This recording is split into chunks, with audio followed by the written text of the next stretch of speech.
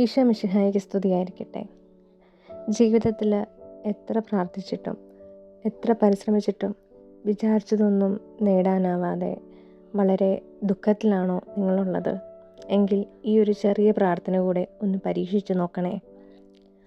ഈശോയുടെ തിരുവചനം 1000 വട്ടം എഴുതി ചൊല്ലുന്നതിനെക്കുറിച്ച് കേട്ടിട്ടുണ്ടോ?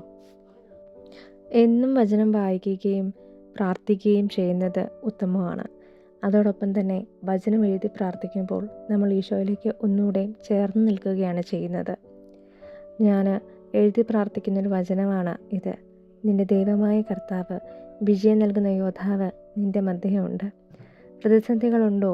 തടസ്സങ്ങളാണോ? ജോലി ലഭിക്കുന്നില്ലേ? വിചാരിച്ച രീതിയിൽ കാര്യങ്ങൾ ചെയ്തു തീർക്കാൻ സാധിക്കുന്നില്ലേ?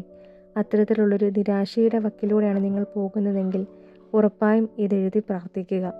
കർത്താവ് ഇടപെടും. കർത്താവ് നിങ്ങൾക്ക് വിജയം നൽകും. എൻ്റെ കാര്യങ്ങളിൽ ഇടപെടുന്ന, എനിക്ക് വിജയം നൽകുന്ന എൻ്റെ ദൈവമാണ് നിങ്ങളോടിത് ഷെയർ ചെയ്യാനായിട്ട് എന്നെ അനുഗ്രഹിച്ചത്. അതുപോലെ മറ്റുള്ളവർക്കും ഷെയർ ചെയ്തുകൊണ്ട് അവരുടെ ജീവിതത്തിൽ ഒരു അനുഗ്രഹമാകാൻ സർവേശ്വരൻ നിങ്ങളെ സഹായിക്കട്ടെ. ഇതുപോലെ തന്നെ നിങ്ങളെ സ്പർശിച്ച മറ്റേത് വചനമാണെങ്കിലും ഇതുപോലെ എഴുതി പ്രാർത്ഥിക്കുക.